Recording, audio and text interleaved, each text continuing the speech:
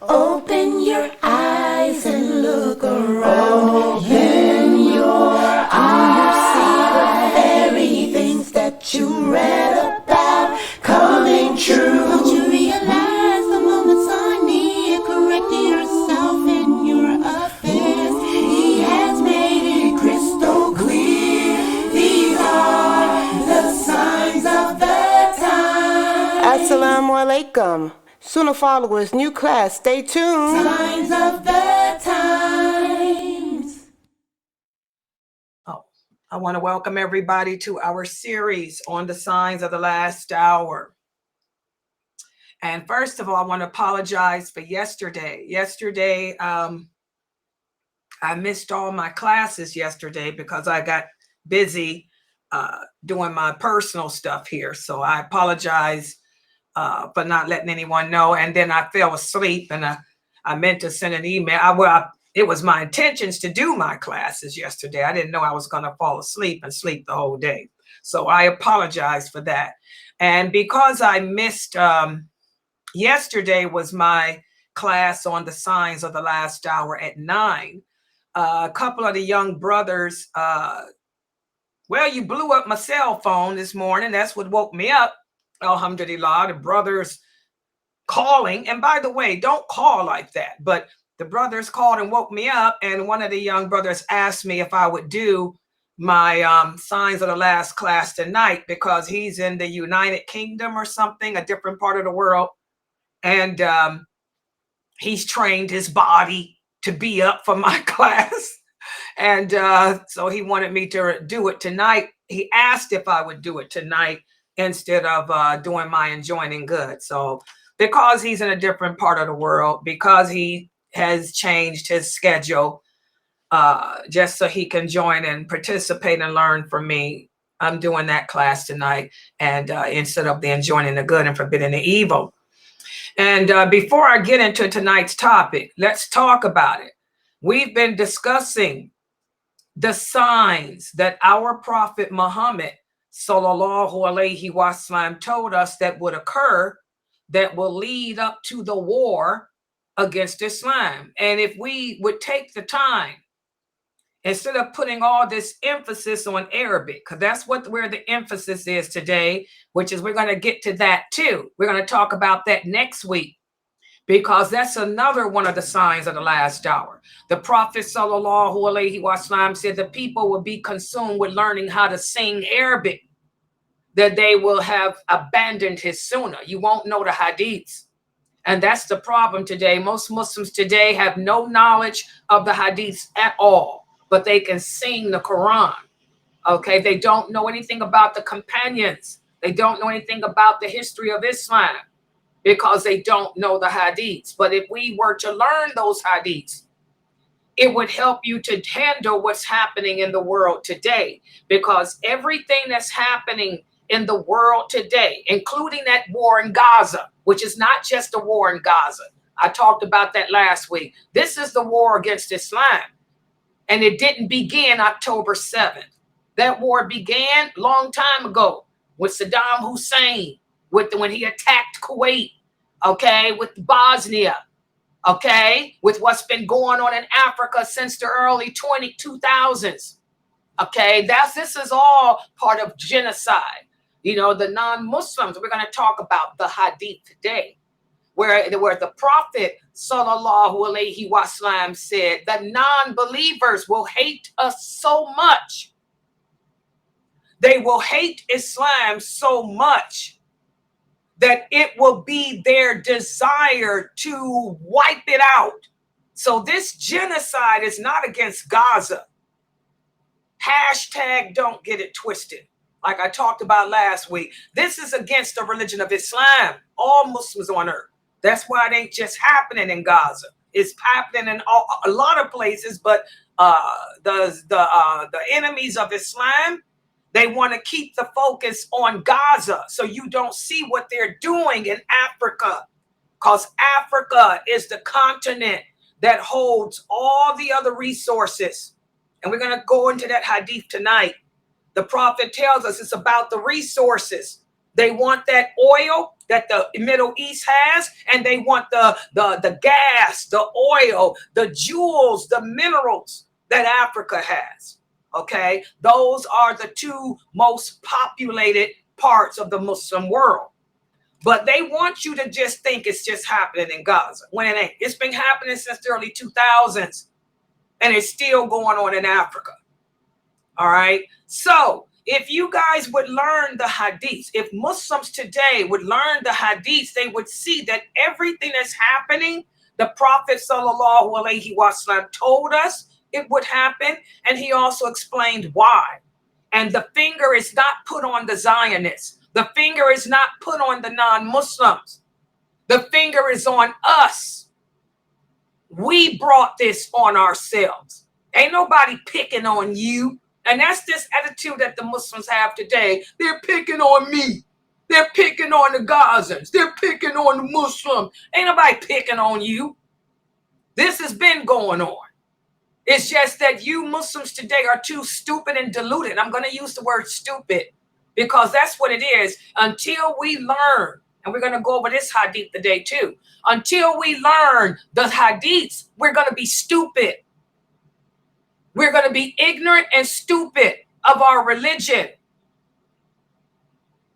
Keep focusing on singing the Quran and neglect the hadiths like we're doing. We're stupid. And that's why we can't handle what's happening. That's why we're questioning the qadr of Allah. That's why we have misplaced the power of Allah. We've taken the Allah's power and misplaced it by putting it in the hands of man, calling them Zionists. When the Zionists have no power over anything, they can't do nothing unless Allah wills it.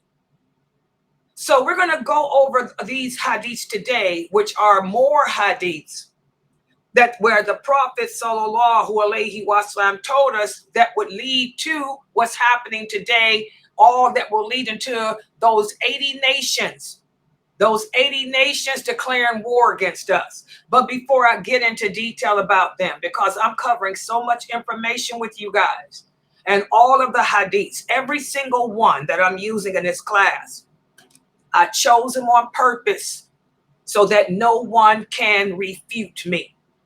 Okay, all the hadiths that I'm using in this class, every single one can be found in Sahih Bukhari and Sahih Muslim, and of course other books too. But I know how to cover myself so that the attackers out there can't come and attack me and say I don't know what I'm talking about when I do.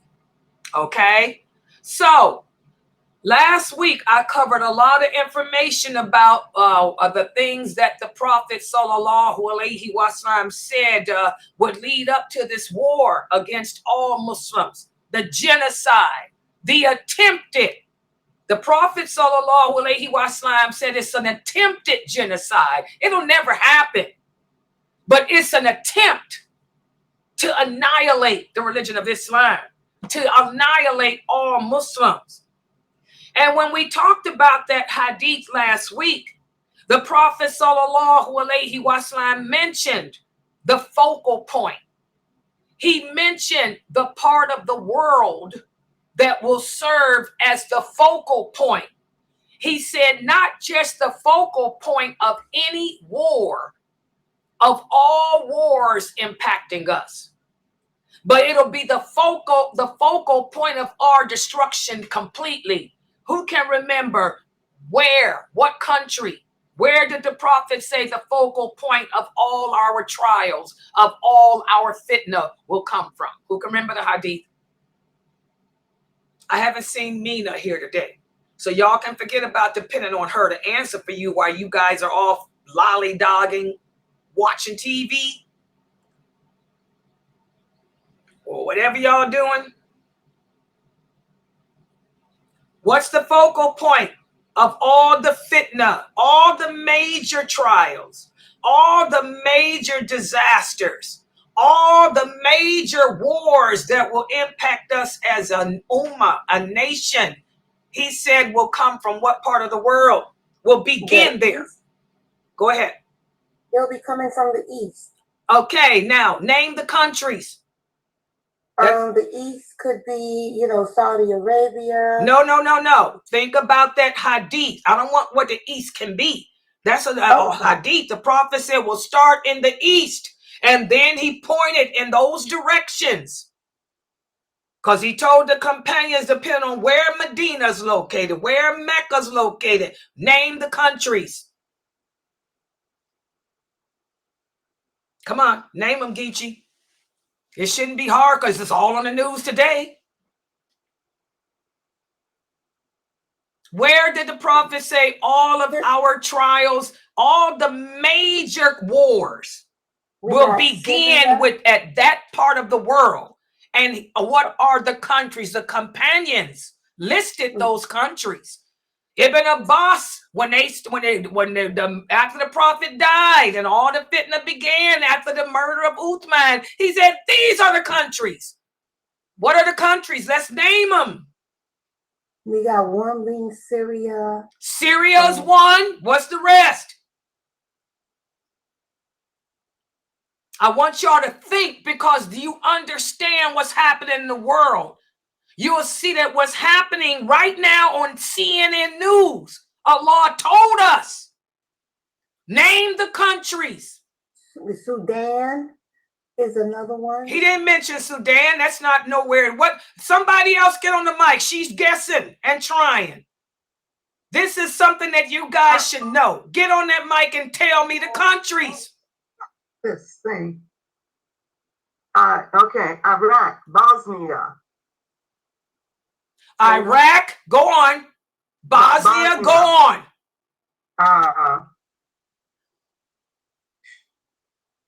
Shoot, I had them in my head. I can't get them. Aren't we a messed up nation? I Y'all watch the news every day, and you Muslims around the world are freaking out because y'all think that, the world is coming to an end. The prophet said all major calamities that will impact this entire nation, especially the wars. Okay, Pamela, good job. Palestine, Jerusalem, Syria, Iraq, good job.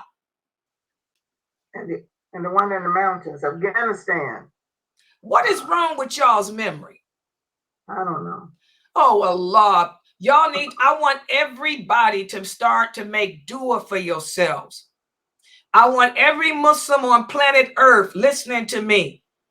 The Prophet sallallahu alaihi wasallam used to say, whenever you make dua, always include for Allah to grant you knowledge and understanding of this religion, and include in your supplications for Allah to keep your mind alive.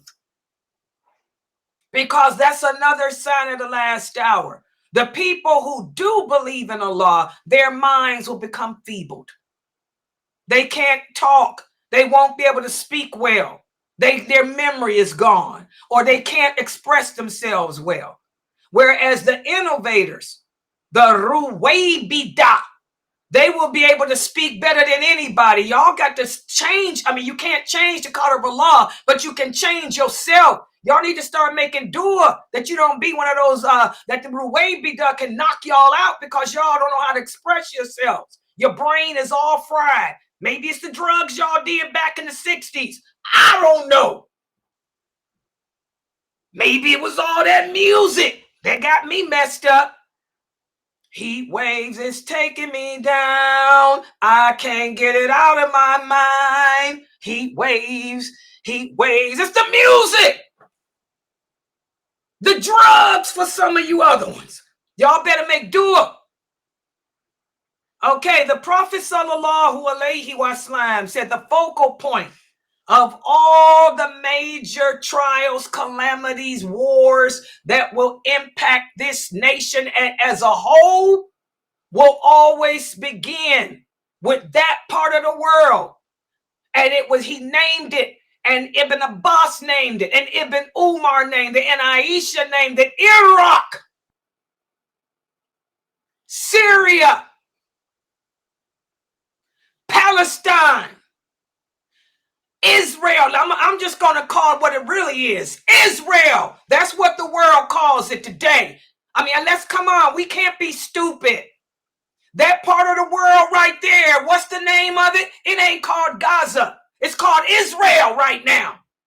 The earth belongs to Allah, not to you and me. We ain't going to rename stuff because we think we own a piece of the rock.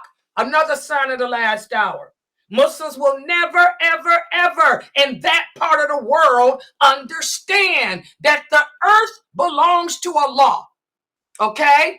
Israel, Syria, Iraq, Afghanistan, all that part of the world, Persia, which is now known as Iran. Remember the hadith we talked about? Let's see if y'all can remember this. What did the Prophet Sallallahu Alaihi Wasallam say about Persia? The Persians. He said a lot about them. But what's the last hadith that we went over in regards to leadership that he said about the Persians? Do y'all know that Persia is Iran today? It's called, just like Israel is that part of the world today. Well, now it's called Iran. But originally that was Persia. What did he say about Persia? Who can remember? And when in regards to leadership, see, if you don't remember these hadiths, you're not going to be able to handle the trials of life. What did he say about Persia, Iran, and leadership?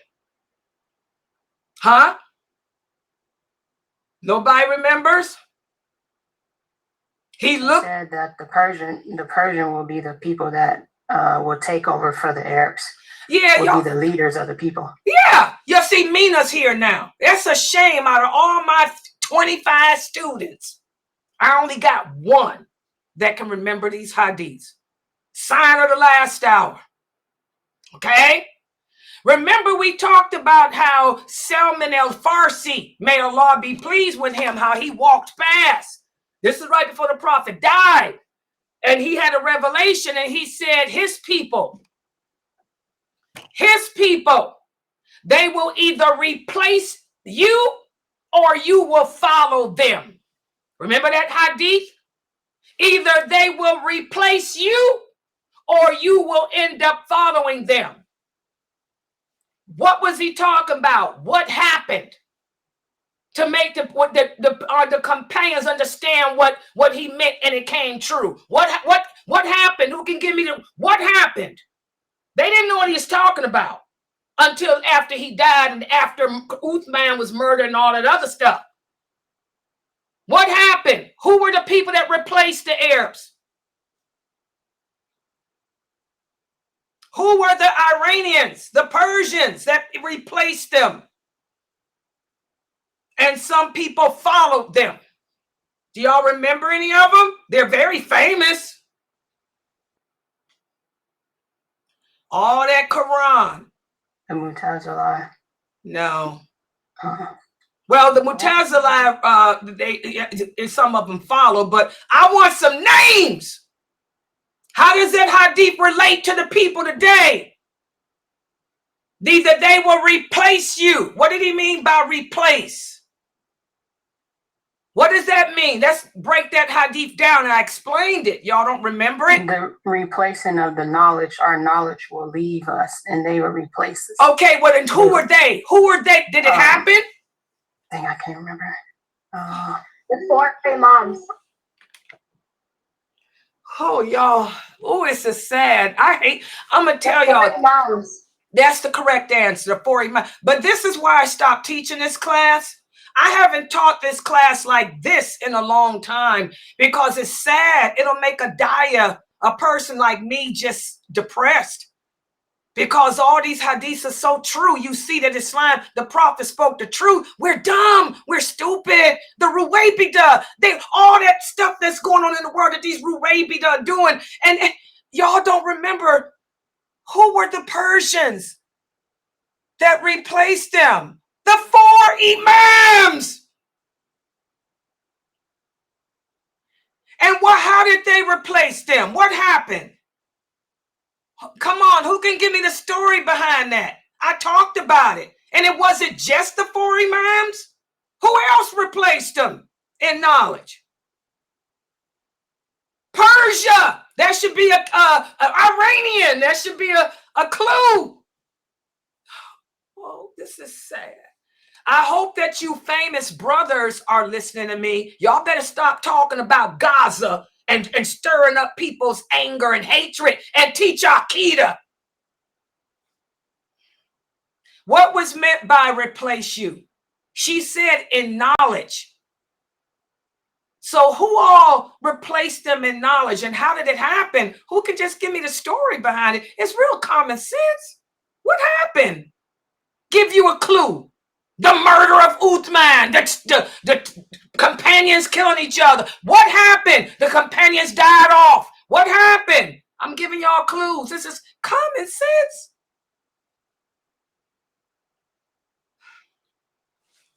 You divide it into sets and different sets.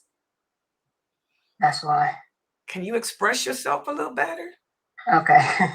My leg hurt. That's why I'm in pain. I know, but I'm just saying you ain't the only one. At least you trying. These other people, I mean, this is sad. The people started dividing into different groups, the division. They was listening to the Kyrajacks would make it seem like if you don't do this, then you're a kafir because our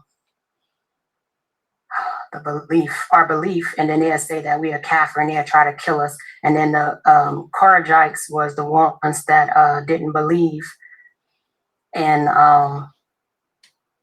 okay, guys, I want y'all to start getting some ink pens and writing down, and y'all need to pray to Allah for help. Seriously. Pray to Allah for help, because this is pathetic. All right. When the companions died off,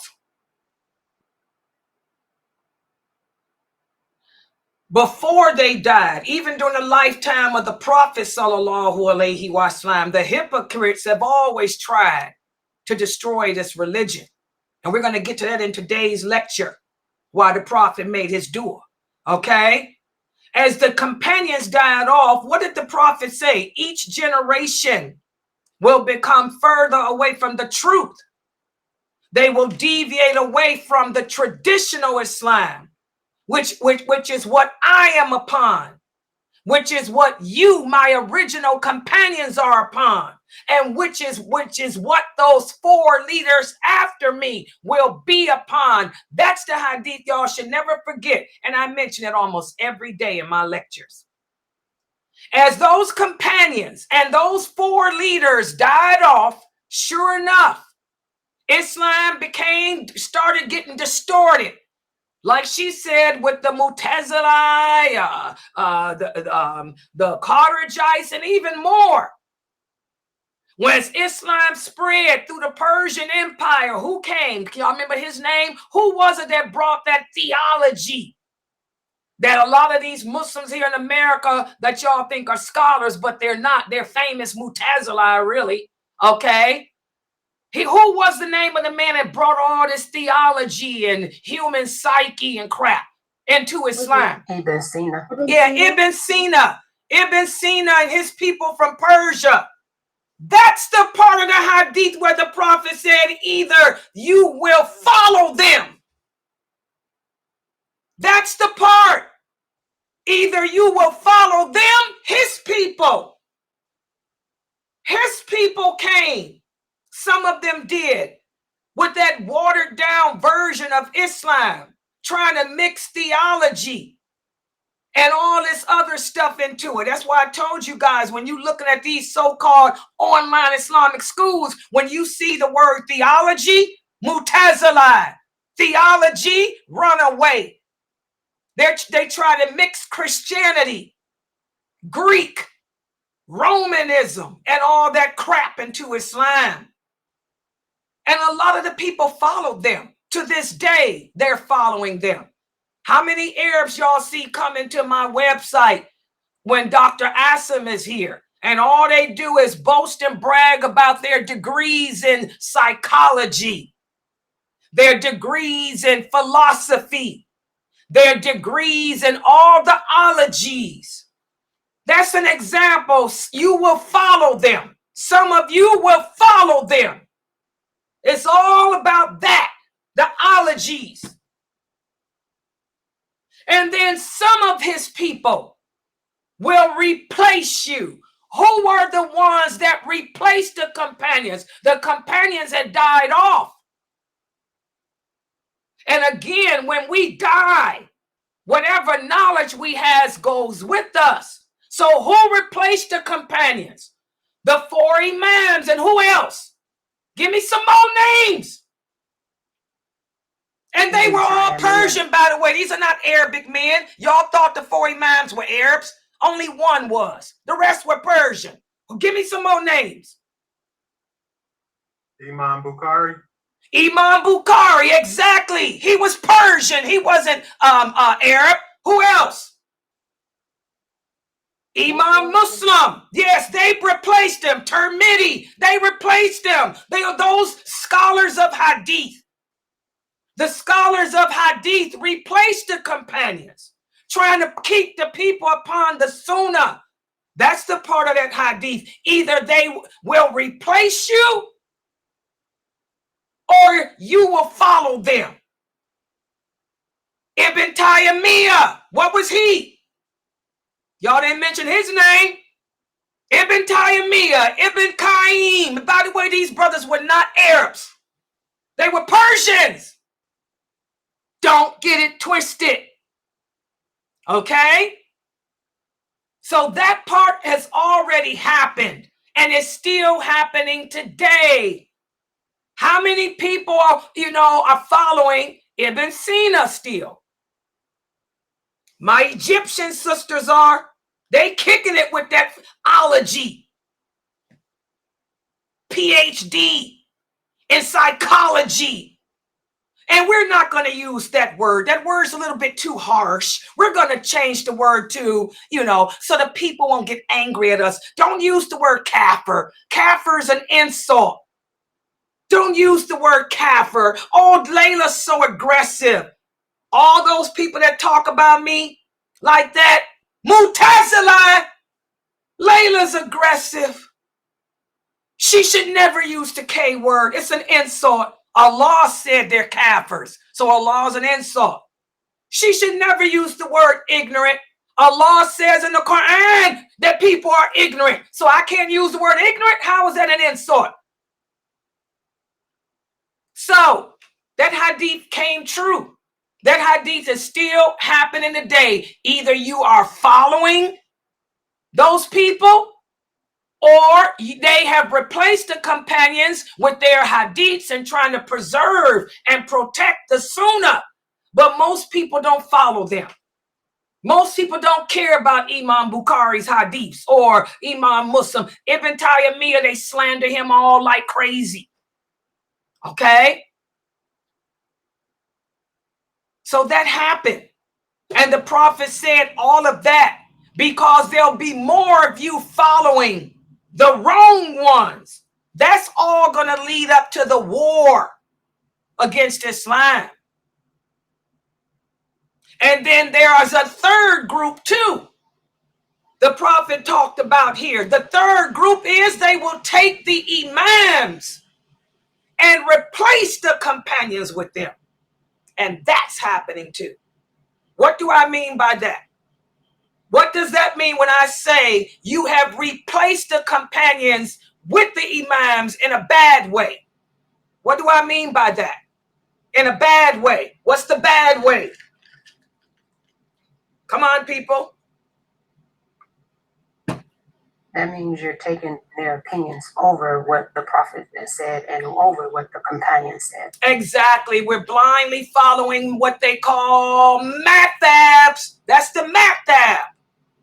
What is a maktab? Schools of thoughts based on the 4 imams. You would take their school of thought over what the Prophet ﷺ said, over what the companions say. I don't care what Aisha said about a menses. Imam Hanafi said a woman can only bleed for 10 days. That's an example. I don't care what Aisha, radiallahu anha, or Ibn Abbas, or Ibn Umar said. Any woman that crosses a man when he's praying, she broke his prayer. That's an example of what the Prophet meant when he said, they will replace you. They're either going to replace you in a good way or they'll replace you in a bad way. So 3 categories of people today. You got the blindly following people who follow nothing but mathabs. That's bad. Because Islam is only based on 2 sources, the Quran and the Hadiths. That's it. Okay? Or you got the other category that follows the deviant ones, that mix ologies, theology with Islam. Okay? Or you got the good ones who try to preserve the Sunnah. And by the way, guys, the 4 Imams, even though these people formulated these schools of thought after these Imams died, the 4 Imams were not like that. The 4 Imams, all 4 of them said, if you find any hadith where the companion said something and what I am saying contradicts what they said, disregard me. So the 4 Imams, they were protectors of the Sunnah. But again, each generation becomes worse than the others. When they died, their followers started worshiping them, blindly following them. Okay, so we don't blame it on the Imams. We blame it on their followers who were stupid enough to do that. So that hadith already happened. It's still happening. And the Prophet said, when this happens, expect war. And by the way, the war started. They were fighting wars from that time on. They fought against the Tartars. They fought against the Berbers. They fought against all kind of people. Islam spread all over the place. Okay? And we're doing it today still. So that was the focal point. The focal point is those countries there in the Middle East, Iraq, Syria, Israel, and I'm going to use what the country is called, Israel. Israel, okay? Yeah, Afghanistan, throw that in there too. That's all considered the East. Yes, all of that. Everything begins there, and it did. We had Saddam Hussein, his thirst for power, attacked his own brothers in Kuwait, killed, crushed, destroyed, raped. Some of my relatives were living to witness that over there. Got mental issues as a result still. Oh yeah, that Kuwait war was, Desert Storm. Oh yeah, America had to go in there and get them out. Oh yeah, big deal. Bosnia, Lebanon. The war in Lebanon in the early 2000s, all of that crap. All that's part of that East, that part. Lebanon, yes, brother, all of that. So everything is playing out, as you can see, as the prophet said. It didn't just start October 7th. It's been going on. It's just that the Western world wants you to stay focused on October 7th. And we're going to get to that hadith today. Okay. And why? Not only did the Prophet sallallahu alaihi wasallam tell us what the focal point would be, but why did he say that all calamities, all major calamities that will impact us as a nation will start from that part of the world? Why? Because he said there's cause and effect. It's Allah's punishment. In other words, Allah's punishment. It ain't the Zionists. It's Allah's punishment. I repeat, it's Allah's punishment. I repeat, it's Allah who brought it. And it's his punishment. And why did the prophet say it's Allah and his punishment? He said, what have these people done? What would these people do? And will continue to do until the end of time, which is why Allah will always have it start from there. Who can tell us the hadith? What's the reason? Because Allah doesn't do anything without reason. Why? You know, they're fighting over the land. Wait a minute. No, I want the hadith. I don't want to know what they're fighting over. See what I'm talking about? Y'all better start making dua. Why did the prophet say it would start there? Because even the boss asked why. Why that part of the world? Who can remember? I talked about it last week and I put shorts out too. In fact, that short went viral. It's got over 1,000 hits. Why? What's the hadith? Okay, Brother Marar got one of the answers. The prophet said the reason why is because they will be the first to deviate away from the traditional Islam. And what else? What else? Not only will they deviate away from the traditional Islam, but what else? No. What else?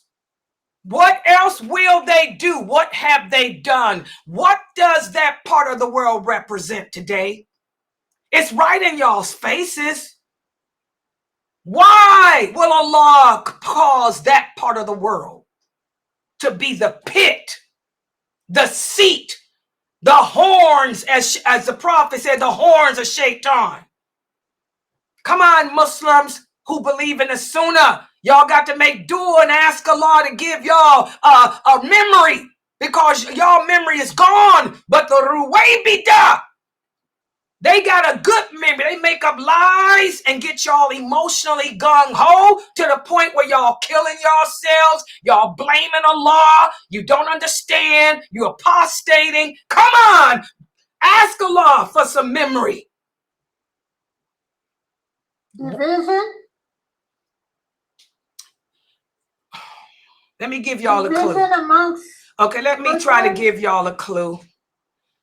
I hope Kareem Abu Zaid is watching this. I hope you're watching, Kareem. Do you see what I'm talking about, Sheikh? Okay, somebody tell her that I hear her. Her answer's wrong. Oh, okay. I hope you watching, Sheikh Kareem. Do you see why I said in that you got to go over your books with these people? Go over your books with these people, Kareem. These Muslims are lost. They can't remember nothing. And you know I teach this stuff over and over. Why is it? What will they have done that is so bad that the prophet said is the reason why Allah have made them, that part of the world, the horns of Shaitan? What have they done? Y'all watch the news? What have they done? Where is their priority? Oh God, look at this, Kareem. Teach your book, Saki. I'm teaching them. You need to teach them. Have conferences with them. What have they done? What does that part of the world represent? Wake up. Look. Turn on TV. How do they live over there? How do they live in that part of the world? How does the Gulf states live? I'll try. The Prophet ﷺ said, when you Muslims divide and turn against each other. No! That's what I just said. Kareem, my point is made. You brothers got to stop it, man. No, Brother Perry. Let me try to give y'all another clue.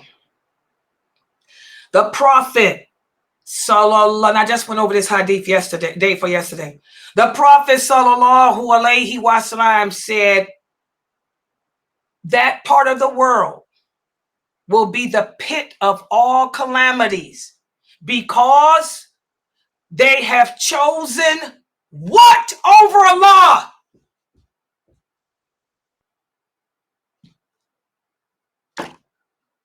I done gave them the answer basically, and they still can't get it. You see this, Kareem?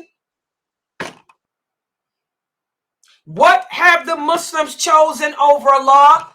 What have the Muslims today, not just there, really, but everywhere, have made their priority? Y'all still don't know the answer? Dunya. What does that mean in English? Don't start playing the Arabic game. Speak on Anglo. If you know the answer, you'll say it in English. Y'all don't speak ain't no Arabs in here. Worldly life. Exactly. Good job, Nadia. She got it on the screen. The Prophet sallallahu alaihi, and y'all write that hadith down because I done went over it 1,000,000 times. The reason why that part of the world will be the pit of all calamities is because not only did Islam begin in that part of the world and they deviated away from it, but that part of the world will have chosen this world. Money. It's all about money, money, money, money. Money. Y'all only understand music. When I sing, y'all remember. They choose falus, falus, falus. What did Sheikh Saud say the other day? Falus. It's all about the money. Turn on TikTok. What are the Arabs doing? They're riding around with lions in their car, showing off who got the white lion. They walking down the street, not with a dog, not with a cat. They walking down the street with a panther. It's all about money, money, money, money. Give me that oil, the bling, the bling.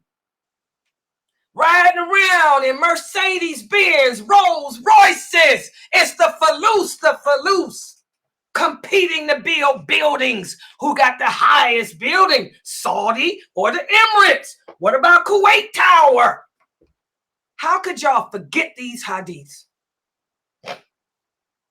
So that's their punishment. It's a punishment from Allah. And Allah said, the Prophet told us that Allah said that part of the world will always get more and more and more into the falus. And he even told us why, because what's in the earth. The hadith even says what's in the earth. That's the oil. Israel, Syria, Iraq, the Emirates, Saudi Arabia, Kuwait, oil, oil, oil, oil. These people sold Islam for $1. That's why all major calamities will begin with that part of the world. If y'all would remember these hadiths, you would be able to handle yourself better, guys. This is just a quiz, and I only had 3 questions. Okay, last question. The Prophet sallallahu alaihi wasallam said, not only will the people in that part of the world sell their religion for what lies in the earth, that's one hadith, for the life of this world, but also all over uneducated, unqualified leaders will be appointed. Describe how the Prophet sallallahu alaihi wasallam told us these leaders will be. He said they're unqualified, ignorant leaders. What makes them unqualified? What makes them ignorant? And what will they do? He said you'll recognize who they are because there's one thing that they will all do, and they're doing it today. Who can remember that hadith? He said, when you live to see this, all this leads up to the war against Islam. What is it? Describe those leaders. All you got to do is look in your school at your MSA president. All you got to do is turn on the news, look at your mosque, look at the imams and the mosques. Oh, yeah. Let's talk about it, Texas. Texas imams cover up stories of sexcapades, rape, and everything else. Tell us about these leaders, people. What did the Prophet say makes them unqualified and makes them ignorant? Come on. Simple question. Very simple answer. Because they don't have the knowledge. And they what knowledge? Break down knowledge. They got degrees and PhDs. Break it down. They don't have knowledge of the religion, what the companions was upon, the understanding that they had. and they don't have the knowledge that the Prophet Muhammad sallallahu alaihi wasallam came with and what his companions was upon. They do not have that knowledge. That's what I want y'all to remember. Y'all got to learn how to, what does Sheikh Saud tell y'all today? Be careful of the words. Isn't that the same thing I tell y'all? Like that young brother today said that the brothers in his mosque or whatever are fighting over which is better, Ramadan or Dhul Hijjah. It's all about the word. The 10 nights of Ramadan, nights, are better than any other nights of the year. The 10 days of Dhul Hijjah are better than any other days. So you can't compare the two. Those last 10 nights are the best nights of the year. Dhul Hijjah's 10 days. But see, we're stupid. We don't comprehend what we read, and we don't pay attention to our words. Whereas the Ruwaybida, they're opposite. They play with words. Okay. So what type of knowledge? What makes these people ignorant is the fact that they have no knowledge and understanding of those companions, nor what the companions were upon. They'll issue fatwa, Islamic verdicts that go against what Allah said, against what the Prophet said. That was not the understanding of the companions. That's why they're ignorant and uneducated. They'll be able to sing the Quran. The Prophet said they can sing the Quran by heart, but they have no understanding of anything they say because they don't know the hadiths. And what is it that they will all do that's real serious? What act of worship will they mess up? I'm trying to give y'all a clue to the answer. What act of worship will they all mess up? I can't make it no more simple without giving y'all the answer. What will they do, in other words, in regards to the prayer? What will they do, these leaders, in regards to the prayer? I'm giving y'all the answer. What will they do to it? They don't do it correctly. Go to sleep, Anissa. What will they do? They will be the rulers who delay the prayer. Exactly. They will delay the prayer. They'll pray it outside of its regular time. How many of you seen it in your mosques? Down there in Texas, you go to mosque, they ain't praying the prayer right. It's out of its time frame.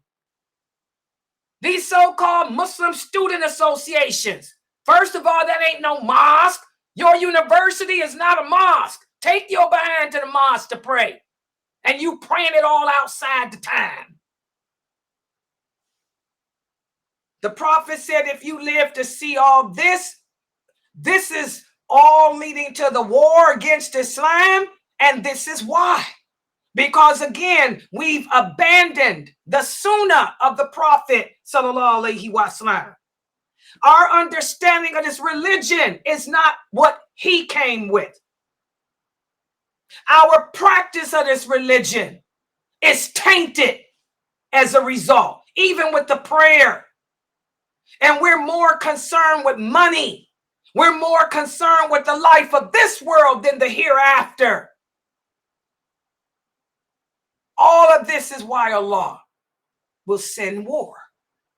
And by the way, the war's been war ever since, from the time the Prophet received the call to prophethood up until today. This ain't nothing new. The war it's been bleeding up to it.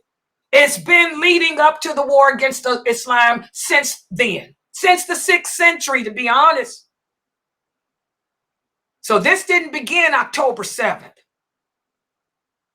And so today what I'm going to do is go over again the authentic hadiths where you can see how the Prophet said it's all about genocide. The non-Muslims want to annihilate us. But it's not going to happen. Yeah, some people going to lose their lives. It's life. We were born to die. Just that simple. Born to die. Okay? Whether you die in good standing or bad standing is what counts. Okay, so let me put the PowerPoint, and y'all need to take screenshots and print my PowerPoint out so that y'all can answer my quizzes, because you guys are scaring me. That's why I don't teach this class, because when I teach it, it's worse. The people do worse on my quizzes because the Ruwaybida are in power. They got the gift of gab. They got the memory. You guys got a good heart, but y'all don't have nothing else. Nothing else. You can't communicate. You can't remember nothing. You're all messed up. I don't know. Get off them drugs. I don't know. You know, ask Allah to help you. You know, take some Laxapro. I don't know. Do something. Okay. Serious. I gotta laugh to keep from crying. Okay, let me put the PowerPoint up here. The little kid here says, Sister Layla, I'm making dua every day. Yes, keep making dua. That's what I do too. Ask Allah to bless you with knowledge and understanding of this deen, and ask him to keep your mind vibrant, alive, fresh. Okay, don't lose your memory. The Prophet used to make dua asking Allah to never take his memory away. We all need to do that. I do too, because that's a terrible thing. Yeah. Okay, hold on. Let me put the PowerPoint up so you guys can see. And take screenshots with your cell phones. Okay, here we go. Let me start with the people in Zoom. Especially you people in Zoom. What's wrong with y'all? Supposed to be my students. Y'all about as twisted. Yes, yeah. I gotta laugh to keep from crying. My students. Okay, here we go. Yeah, here, I'm putting it on here now. Here we go. Yeah. Wait a minute. Can y'all see it on YouTube? Did I share it on YouTube? Can y'all see it? Is it on YouTube showing Mina? Yeah, it's a delay. Yeah, I see my face delayed on there. You can see it now. All right, kids. All right, guys, I'm going to make it. Well, I guess I'm frozen on my YouTube channel. Oh, there it is. I have to restart. Okay. Let me make this all one screen for you guys. Hold on. Yeah. So tonight we're going to continue. Yeah. You see that picture of me? Oh, that picture fits today because y'all couldn't answer my questions. Okay. Today we're going to speak more about what leads up to the war against Islam. And we're going to speak about the corruption. We talked last time we met about the leader, how unqualified leaders and all that, and how we've chosen the life of this world over Allah. Well, today we're going to speak more about the corruption that the Muslims will be engaging in, and also how deviant they will be away from the true Islam. Yeah, that I look mad in that picture, don't I? Well, I'm mad. That's how I feel right now. Oh, yeah, look at that picture. I lost a little bit of weight since then, too. I'm looking. It's a nice picture. My face looks skinnier now. Okay. All right. Here we go. All right. Now, one of the things I want all of you to understand, you brothers and my students especially, I want y'all to understand the way you can grasp. A lot of people say, Sister Layla, I'm having a hard time dealing with this, what's going on in Gaza. Well, it ain't just happening in Gaza.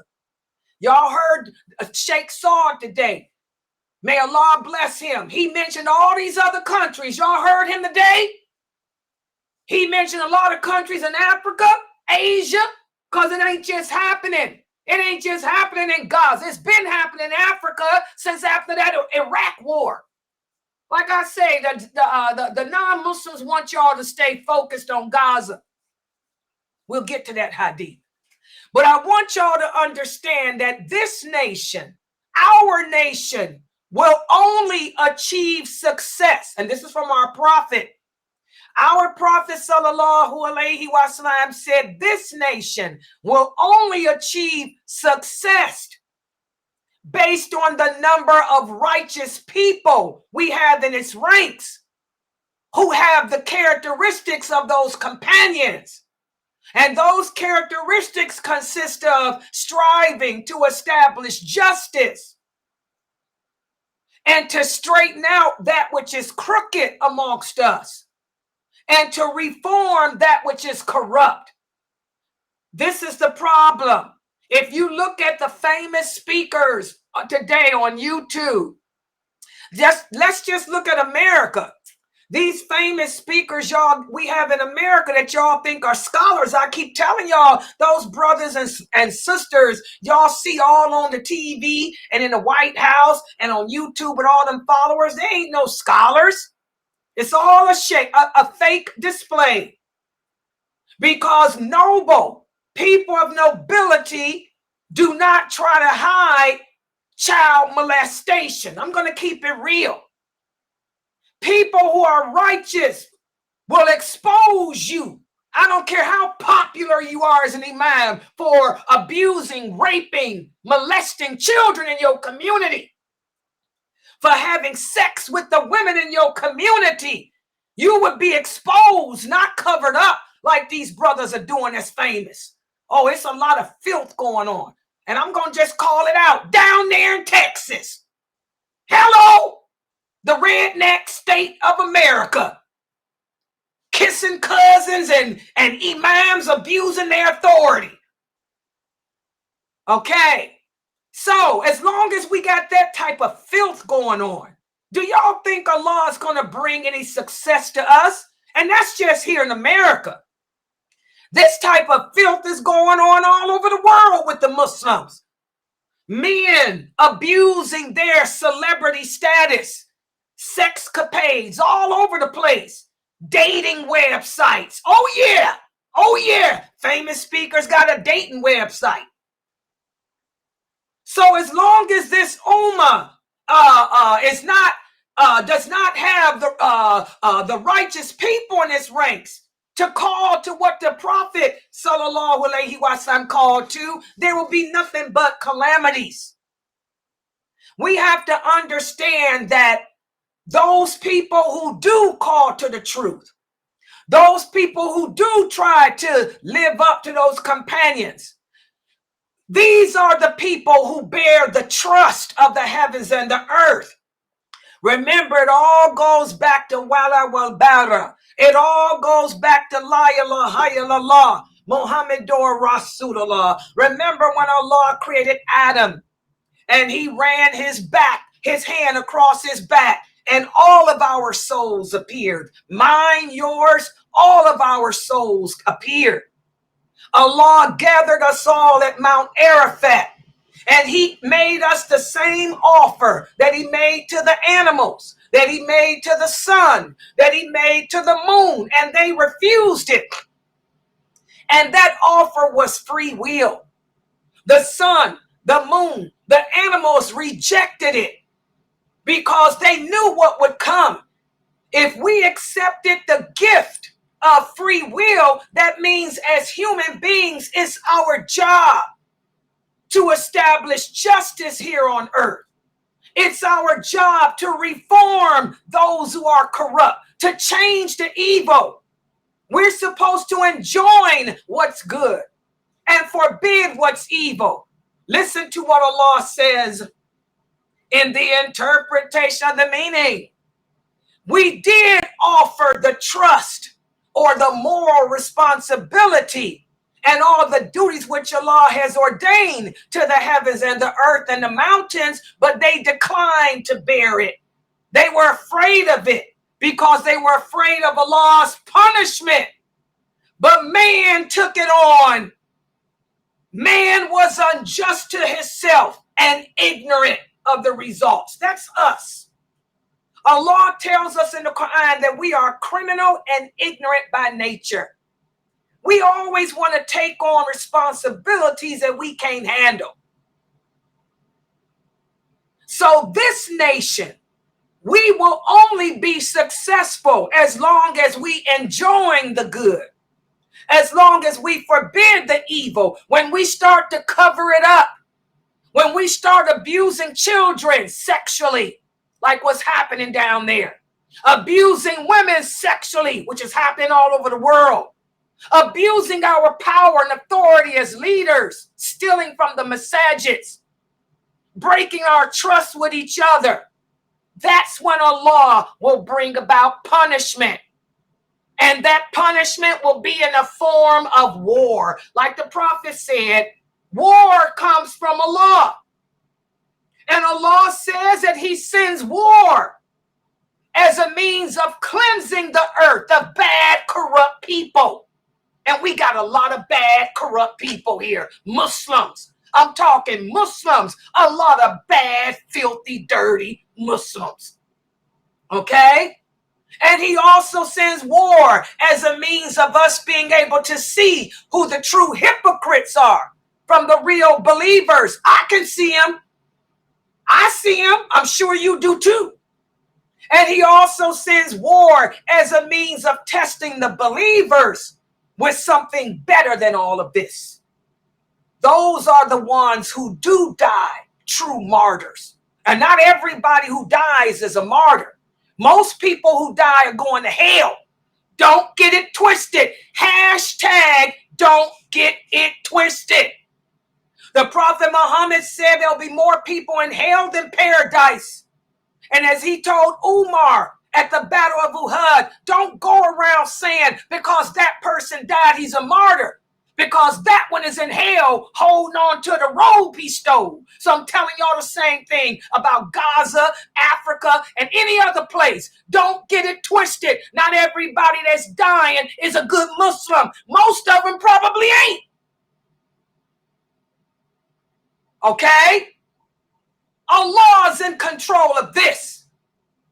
And he done told us what the consequences of violating that trust.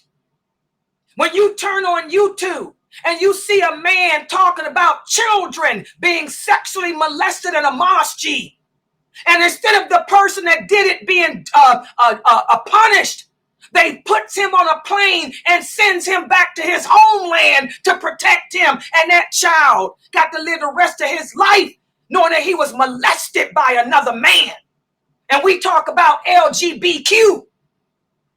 If he grew up to be LGBTQ, whose fault is it?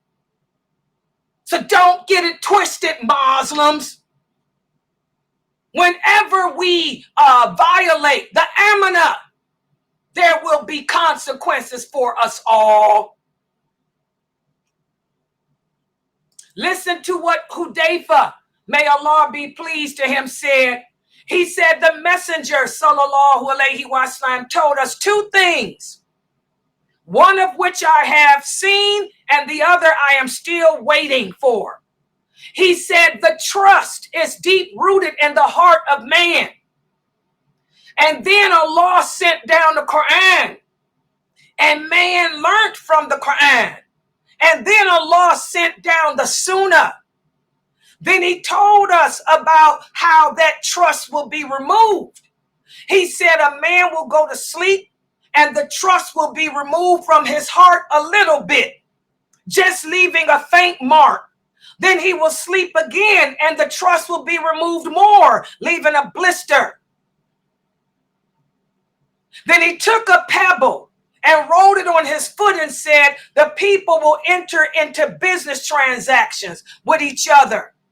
And there will hardly be anyone who will return things that were entrusted to them back to their owners. It will be so bad that you won't be able to find anyone whom you can trust. Tell me if this ain't happening. When you hear about children and women being sexually molested in the mosque by famous speakers, And instead of those men being held accountable for what they've done, you hide it underneath the table. That's the trust. The Quran was in your heart.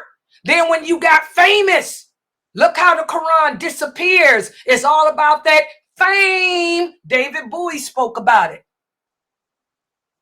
Okay? When this stuff happens, this is what leads to the war against Islam. Also, Hudayfa said there was a time when I would not care with whom of you I entered into a business transaction with. Because if you were a Muslim, your faith would compel you to keep your word with me. And if you were a Jew or Christian, the ruler would compel you to keep your obligation to me. But today, I wouldn't dare enter into any transaction with any of you unless it was so-and-so who is someone known to be trusted. Tell me if that ain't happening today. If you cannot trust your children to go to an Islamic school and come home safe, who can you trust? You entrust your children to go to the mosque to participate in the so-called Islamic school, and you find out your son is being sexually molested by a male teacher, and it's covered up. You can't even go into a school transaction. How many of you Muslims bought houses thinking that you were interest-free because you got into this interest-free financing program? Come to find out they lied to you. Sheikh Kareem Abu Zayd speaks about that. You thinking that you didn't pay interest on a house and they lied to you. You paying just as much interest, if not more, than had you went to a Kafir bank. The trust is violated. All of this is happening. This is what leads up to what's happening in the East, which includes Gaza. It's not just Gaza. Okay? Also, another sign of the last hour, or another sign of events that will lead up to the war. That's what we're talking about. These are the actions that the prophet said that will lead up to the war against Islam, the big one. We call it WW3, World War III. That's what I'm talking about. The prophet sallallahu alaihi wasallam said the slave woman will give birth to her mistress, and the Arabs will compete in building high buildings. It's already happening. And Umar, radiallahu anhu, tells us this hadith. This is the hadith of Jibril. How when Jibril came in the form of a man, asking the prophet about Islam. And then he asked him about the last hour. And then Jibril alayhi salam told the prophet sallallahu alayhi wasallam, tell me about the signs of the last hour. The prophet said the slave woman will give birth to her mistress, and you will see the barefoot naked shepherds, meaning the Arabs, competing in building lofty buildings. Ibn Abbas, may Allah be pleased with him, tells us that the prophet, that the response of the prophet is as follows. He said, when you see the slave girl giving birth to her mistress or her master, and you see the keepers of the sheep competing and building high buildings, and you see the barefoot, hungry, and dependent becoming the leaders of people, these are the signs. These are the Arabs. The Arabs could never imagine them becoming leaders of the world leaders, but they are. Those Gulf states, the richest countries in the world are those Gulf states, and they are all leaders of the world because they have that oil that the rest of the world needs. Okay?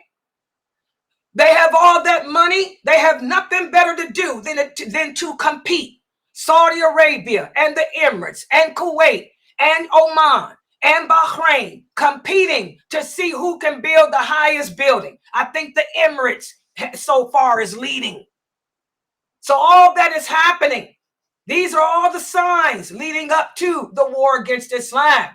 And again, where's my dalil? That it's the Arabs. Ibn Abbas tells us, he said, "O Prophet of Allah, who are the keepers of the sheep and the barefoot hungry dependent?" He said, "Who else? The Arabs." There's my dalil. All of this is Sahih Bukhari and Sahih Muslim. Okay? So the first part, what about the women giving birth to their masters? Well, Ibn Rajab, who was he? He was a scholar of the Hadith.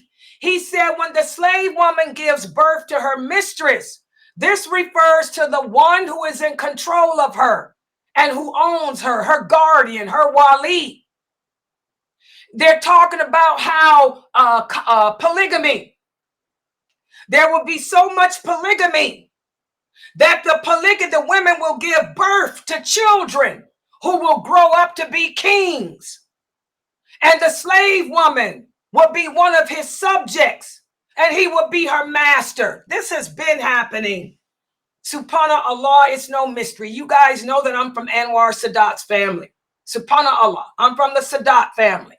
My father was a Sadat. No problem. DNA. All right? Anwar Sadat's father, his mother was from Sudan. She was Sudanese. Okay? She gave birth. She gave birth to Anwar Sadat. He became the ruler over Egypt. Subhanallah. So this has been happening. This has been going on. You give birth and your son will end up being your guardian, the guardian over you. You can't even get married unless your son approves of it because you don't have a husband. You don't have any other male relatives to be a guardian for you, a wali for you. So you dependent on your son or your grandson. Like in my case, if I wanted to get married, well, I got some brothers. I have to depend on my brothers or my grandsons. Yeah, I got grandkids. Yeah, they can be guardians for me. One of them can. So that's happening already. Yeah, my grandson had to be my wali if my brother Isa can't be found. Hello, life. So this is already happening. And that's when the Prophet sallallahu alaihi wasallam said, when you live to see this happen, that's when you live to see all these things happen. Islam is distorted. Islam is strange. People have replaced the hadith with fatwa. People will have abandoned the traditional Islam. The sects will be divided. All the things we talked about. You live to see all those things happen, which they all are happening. That's when the other nations of the world will call one another together to attack us as a whole. This is the big war. This is the war. This is when the United Nations will declare war against all Islam. The Prophet sallallahu alaihi wasallam said the nations will call one another to attack you as diners call one another to eat from a plate. And somebody asked the Prophet, why would they do that? Will that be because there won't be that many of us? He said, no. Those days you will be many. You will be like foam, like the foam of the sea. But Allah will have removed fear and respect from the hearts of your enemies because your hearts will be filled with weakness. Now that's us. There was a time where we Muslims were respected, where we were feared by our enemies. But because the Muslims have watered themselves down, don't nobody fear us. They look at us as being nobodies. I can relate to myself as a child. I grew up in the 60s, right after Malcolm X. Subhanallah, I was never a part of no Elijah Muhammad garbage. Never. I was always a Sunni Muslim living here in America, born and raised in the USA. Okay? Arab American. In the USA.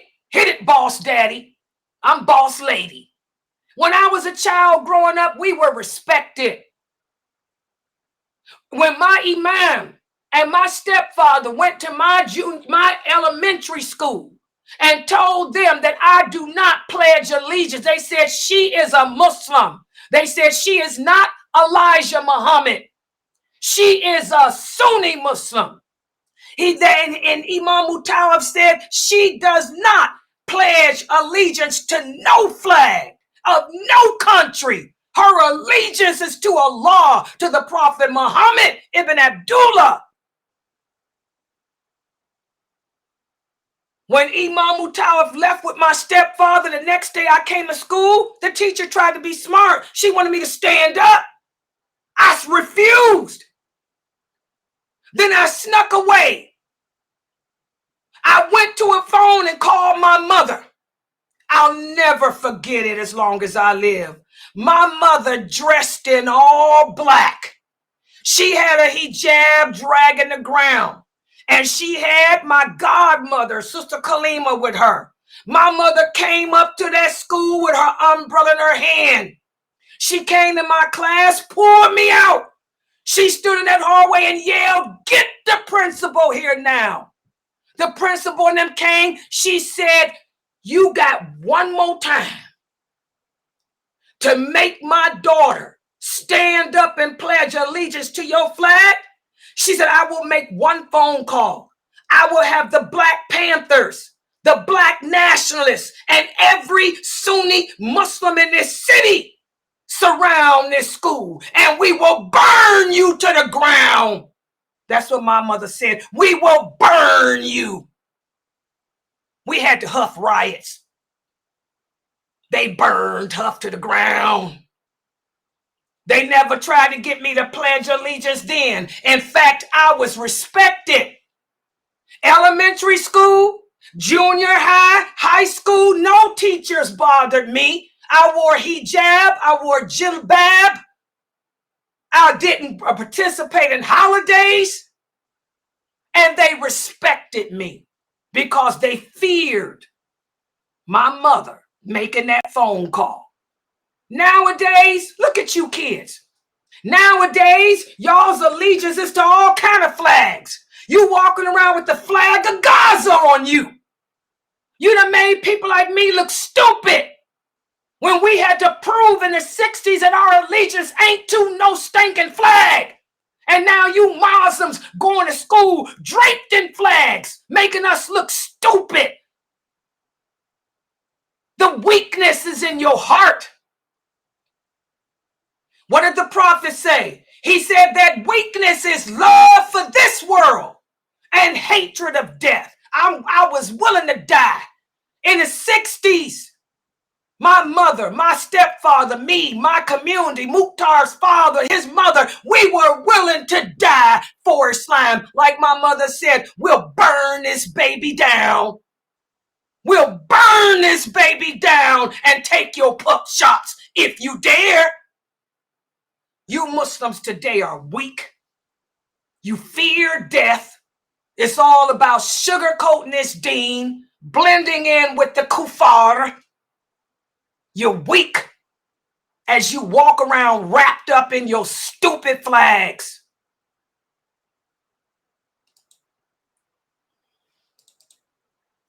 So, up until the present day, the forces of evil are cooperating with one another to destroy this nation. Why? The prophet said because they want our resources. They want the wealth.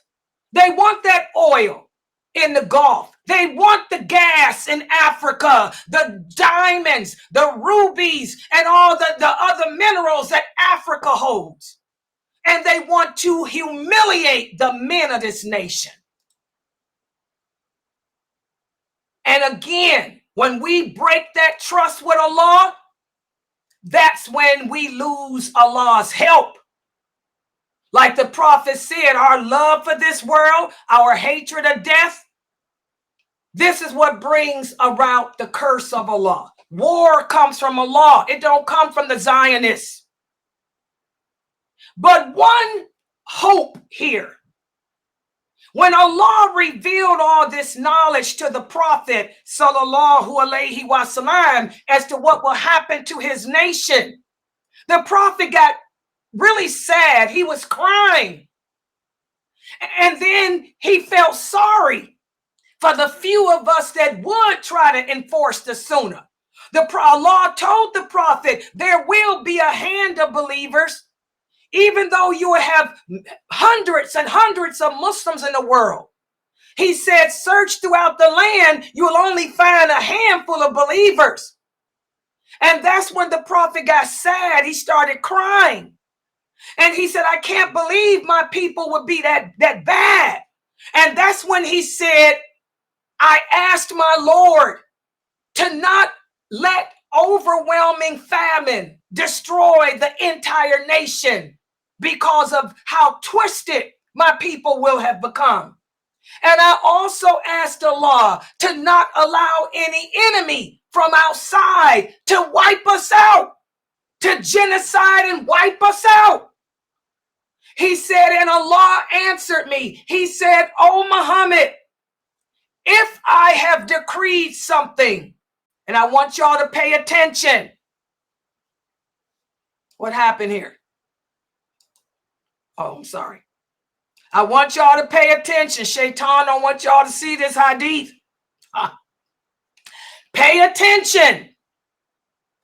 The Prophet sallallahu alaihi wasallam said that Allah said, O Muhammad, if I have decreed something, it can never be changed. Y'all hear that? Allah brought this war, guys. And it's not just Gaza, but Gaza's included. Y'all can't change it. Keep on protesting. Keep on protesting the qadr of Allah. You ain't changing nothing. He said, oh Muhammad, if I have decreed something, it can never be changed. But I have granted you this. Your nation will never be destroyed by an overwhelming famine, nor shall your entire nation ever be genocided from the enemy. He said, even if all the surrounding countries were to come together to destroy your entire nation, they would not be able to do it. But some of my nation will destroy each other, and they will take each other as prisoners. So here it is, guys. You ain't got to worry about the Zionists. Allah granted the Prophet Muhammad that, even though we are a bad, twisted people today, the Zionists will never destroy Islam. They will never destroy us all. But understand, guys, we will destroy each other. We will fight. We will kill. We will argue. We will divide. And we will destroy each other. Y'all understand that? This hadith is Sahih Muslim. This hadith is Sahih Muslim. And it's authentic. So we need to really work on our aqeedah. We really need to work on our belief system. We need to work on getting back to the traditional Islam, which is what the Prophet and his companions were upon.